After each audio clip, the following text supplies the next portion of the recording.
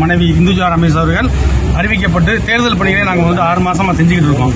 இப்போ இந்த எஸ்ஐஆர் சீர்திருத்தம், அந்த சிறப்பு சீர்திருத்தத்தில் வாக்காளர் பட்டியலை இந்த அரசு எடுத்துக்கிட்டு இருக்கு. அப்போ எங்களோட படிவத்தை, எஸ்ஐஆர் படிவத்தை பூர்த்தி செய்து நாங்கள் 10 நாளைக்கு முன்னாடியே கொடுத்தாச்சு. இப்ப நேத்து அரசு சார்பா டெத் இது ஷிப்டட் எதுன்னு சொல்லிட்டு ஒரு பட்டியல் கொடுத்துருக்காங்க தொகுதி முழுக்க.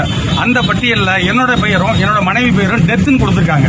எப்படி இதை டெத்துன்னு கொடுத்தாங்க, எதன் அடிப்படையில் இந்த அரசு இந்த படிவத்தை ஸ்கேன் பண்ணி ஏத்தாம அவங்க இஷ்டத்துக்கு ஏத்தி 10ஆம் பொதுவில் டெத்துன்னு கொடுத்துருக்காங்களா, இல்ல வேட்பாளர் தெரிஞ்சுக்கிட்டு நாம் தமிழர் கட்சி இந்த தொகுதியில் போட்டியிடக்கூடாது அப்படின்றத இதில் வச்சுட்டு எங்களை பட்டியல தூக்கிருக்காங்க. ஒரு ஷிப்டர்னு போட்டிருந்தா கூட ஏதாவது ஒண்ணு, நான் உயிரோட இருக்கும்போது என்ன இறந்து போயிட்டேன்னு கொடுக்க எந்த ஆதாரத்தின் அடிப்படையில் இந்த அரசு அந்த செயலை செஞ்சிச்சு?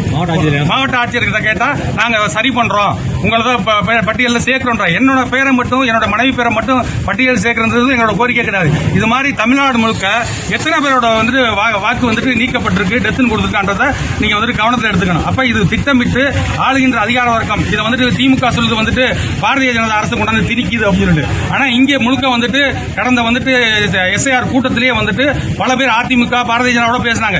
திமுக திட்டமிட்டு கடைசியா 4 நாள்ல எல்லாத்தையும் பட்டியலில் ஏற்றி விட்டாங்கன்னு. உண்மை அதுதான்றது இப்ப ப்ரூஃப் ஆயிடுச்சு. லைவ் நான் இருக்கேன், ரத்த சாட்சியாக நான் இருக்கேன்.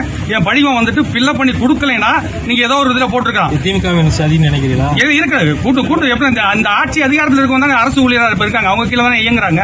அப்ப மாவட்ட ஆட்சியருக்கு சரியான பதில் சொல்லணும்ல.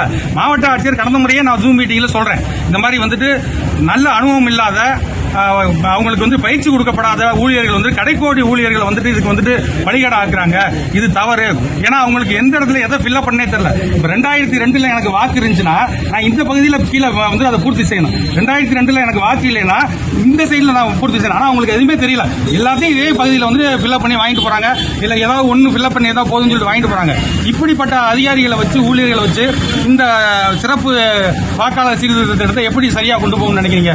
பீகார்ல கிட்டத்தட்ட 65 லட்சம் வாக்குகள் மேல நீக்கப்பட்டுச்சுன்றது மிகப்பெரிய ஒரு குற்றச்சாட்டா இந்தியா முழுக்க பேசப்பட்டது. இப்ப தமிழ்நாட்டில் பல கோடி பேர் திட்டமிட்டு தூக்கப்படுவார்கள். புதிய வாக்காளர்கள் வடநாட்டை சேர்ந்தவங்க நீங்க சேர்க்கறதுக்கான வாய்ப்பு இருக்கு. ஏன்னா இப்ப தேர்தலில் ஆணையரே வெளி மாநிலத்தில்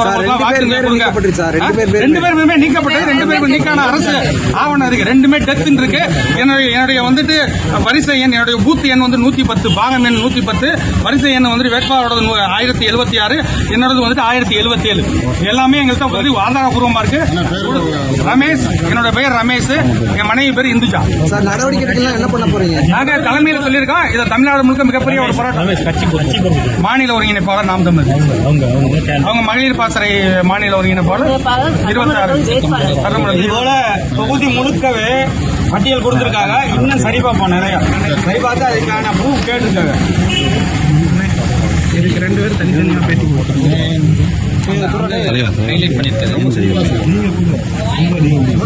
நீங்க தான் வேட்பாளர்.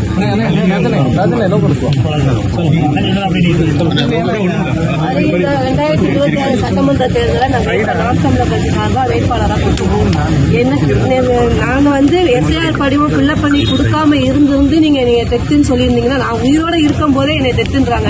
வேட்பாளருக்கே இந்த நிலைமைனா பாமர மக்கள், கிராமத்தில் இருக்க மக்கள் எல்லாம் அந்த படிவத்தை எப்படி நிரப்பி கொடுப்பாங்க? எப்படி அவங்களுக்கு தருவாங்க?